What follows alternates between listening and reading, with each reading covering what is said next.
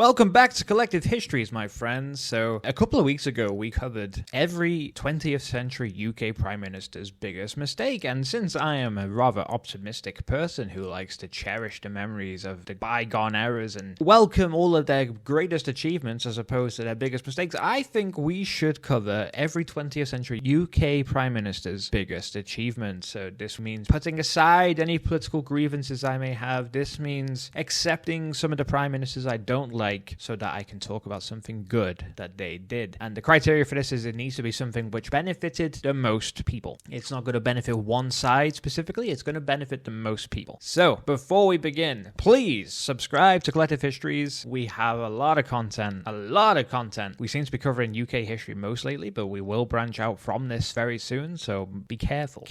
And yeah, that's all. Let's begin. Arthur Balfour. Oh, and quick disclaimer, just like last time, we are only including Prime Ministers who were elected in the 20th century, plus Gordon Brown. And this means that our good friend Robert Gascoigne Cecil, who was Prime Minister for the second time between 1895 and 1902, will not be in this video, simply because he was elected in 1895, not in the 1900s. So yes, Arthur Balfour. Arthur Balfour's biggest achievement is often seen to be the Balfour Declaration, but I included this as his biggest mistake, and I certainly can't list it here due to the criteria of it needs to benefit the most people. And it's arguable that the Balfour Declaration benefited one group of people enormously and then did the complete opposite to another group of people. So we cannot use it under this criteria. But what we can use is the Education Act of 1902. And Balfour served as Prime Minister when the Education Act of 1902 was passed. This act laid the groundwork for the organisation of the education system in England and Wales, which established local education authorities and provided state funding for schools, which was a big thing at the time because the whole point of education at this time, it was a religious education specifically, and if you were from a poorer background, you would have less access to education. If you were from a rich background, you'd have access to high quality education. And this entire Education Act of 1902 was designed to make it more accessible, more available, and better at a lower entry level. So that's the Education Act of 1902, and we're going to include that as Balfour's best achievement. Other things which could have been mentioned were the Anglo-Japanese Alliance, the tariff reform campaign, and that's just about it. Next we have Henry Campbell Bannerman, and his arguable biggest achievement is the Licensing Act of 1904, and this aimed to regulate the sale of alcohol in the United Kingdom. It was a response to concerns about excessive drinking and its social consequences. The act sought to address issues related to the licensing hours of pubs and the impact of alcohol consumption on public life. So the key provisions of the Licensing Act of 1904 include the reduction of opening hours. The act aimed to reduce the opening hours of pubs and bars with the goal of decreasing alcohol consumption throughout the day. Licensing control. The legislation granted greater control over licensing to local magistrates. They were given the authority to refuse or renew licenses based on the perceived needs and character of the neighbourhood. And then lastly, there was compensation, and this act introduced a system of compensation for publicans who lost their licenses due to the new regulations. This was intended to soften the impact of the changes on those affected. So in short, the act was designed to reduce the levels of drinking within the country, to make the people healthier within the country, and if this act had a negative impact on the business of already established institutions where alcohol was sold, then they would be compensated for it. So this was a relatively good legislation, and it's probably the best of Henry Campbell Bannerman's tenure as Prime Minister. Then we have H.H. Asquith, who was Prime Minister between 1908 and 1916, and his arguable greatest achievement, at least in my opinion, is the Old Age Pensions Act of 1908, which was a landmark piece of social legislation in the United Kingdom, and then Ireland too, representing one of the early steps towards the establishment of a social welfare system. The act aimed to provide financial assistance to elderly individuals, offering a means of support for those who had reached a certain age and were no longer able to work. And key features of the Old Age Pensions Act of 1908 include a non-contributory pension to individuals aged 70 and over who met certain eligibility criteria. To qualify, individuals had to have been a British subject, have resided in the United Kingdom for at least 20 years, and meet a character test, not having a criminal record essentially. And the pension amount was means tested, meaning that individuals with higher incomes or savings received a reduced pension or none at all. This approach aimed to target financial assistance to those in greater need. The maximum pension amount was set at 5 shillings per week, or 25 pence in decimal currency after the currency conversion in 1971. The amount was less for those with lower incomes, and the means testing ensured that wealthy individuals received smaller pensions. The Old Age Pensions Act of 1908 came into effect on January 1st, 1909, and it represented an important step towards the establishment of a social safety safety net, providing a form of financial security for elderly individuals who may not have had other means of support. And it laid the groundwork for future social change within the United Kingdom and is sort of the founding stone of the welfare state we currently have today. So this has to be not only a massive achievement, but Asquith's biggest achievement, in my personal opinion. There have been others he did too, but for me, this is the one which benefited the most people, so it's the one I have chosen to use. Next up, we have David Lloyd George, who was Prime Minister between 1916 and 1922, and his biggest achievement was sharing my name. It's an achievement for me and for him, perhaps, but it's not his biggest achievement, because his biggest achievement is his leadership during the First World War, and I know that there are other things he did too, which could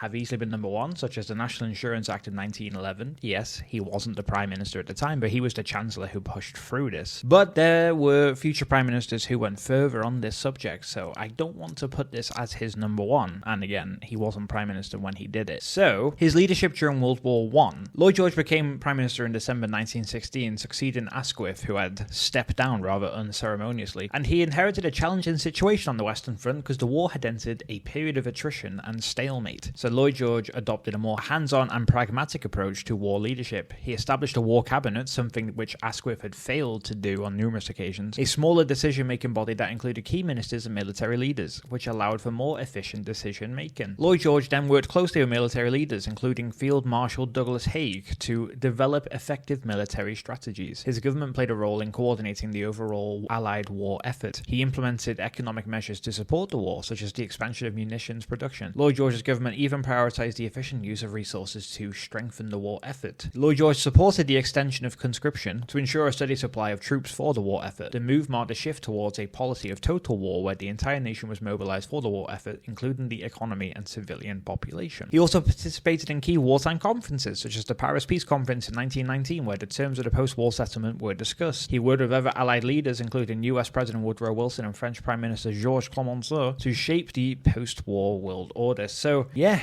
this would be his greatest achievement. I mean, he led the country through World War I in 1916, having became Prime Minister midway through the war, and he played a big role in the victory, so this would be his greatest achievement, I think. Then we have Bernard Law, who was Prime Minister for 246 days between 1923 and 1924, and his biggest achievement, I guess, was that he was Prime Minister for 246 days and not 245 days. I mean, it's really difficult to decide what his biggest achievement was. All he really got to achieve was austerity during his time. You know, post-war austerity designed to smooth the economy after the war, and that's all I have for him, I'm afraid. I mean, if anyone has anything else, please let me know in the comments, because I can't find anything which he did, at least as Prime Minister, that benefited the most people. I accidentally said that Bernard Law was Prime Minister for 246 days, while he was actually Prime Minister for 210 days. This is a small correction. It was his successor, Stanley Baldwin, who was Prime Minister for 246 days. So, what is Stanley Baldwin's biggest achievement? What did he do in 246 days? Well, you don't need to worry about that, because he was actually Prime Minister for 3 separate occasions. The first one being between 1923 and 1924, the second being between 1924 and 1929, and then the third and last being 1935 to 1937. And his biggest achievement is arguably his handling of the British economy during the Great Depression. Baldwin's government implemented policies to address economic difficulties and maintain financial stability in the aftermath of the Great Depression. During his second term as Prime Minister between 24 and 29, Baldwin pursued a policy of deflation, aiming to restore the pound to its pre-World War I parity. This involved measures to reduce public expenditure, cut government debt, and stabilize the currency. And whereas I don't genuinely agree with austerity,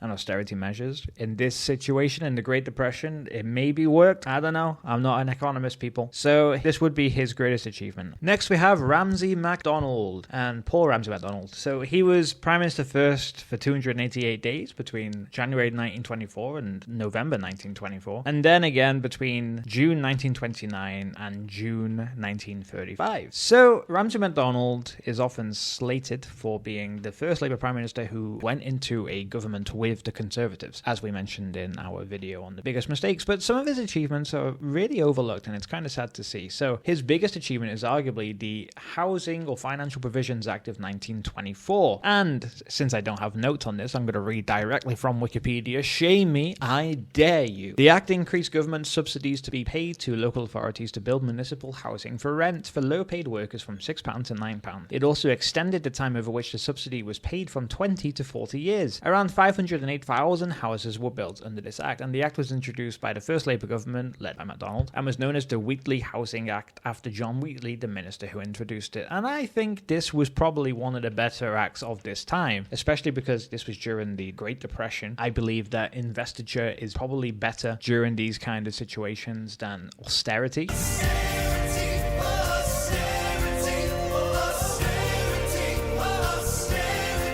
And I think MacDonald recognised that too, and this is one of the best things to have happened during his time, and it's probably his greatest achievement as well, aside from being the first Labour Prime Minister. Next we have Neville Chamberlain, and Neville Chamberlain's biggest mistake, as we know, was his policy of appeasement towards Adolf Hitler, and it's the one he's most remembered for no matter what. And it's because of this, it's almost difficult to find anything else that he did. Everything is overshadowed by this policy of appeasement. And, you know, in some ways, it's also one of his best strengths. And this is probably controversial to say, but I would argue it's up there. And the reason for this is because it allowed Britain time to rearm during a clearly dangerous period, and war was probably inevitable, and perhaps Chamberlain acknowledged this secretly. And yeah, this allowed Britain time to rearm at a economically sustainable pace. And in some ways, this would mean it's his greatest achievement, because it made Britain more militarily prepared for war at the expense of his reputation, mind you. I mean, he is remembered as the one who tried to appease Hitler, and it backfired tremendously, but in some ways it benefited Britain. It benefited the war effort. It allowed Britain more time to rearm, and without bankrupting the country. This was after the Great Depression, which came after the First World War. So yeah,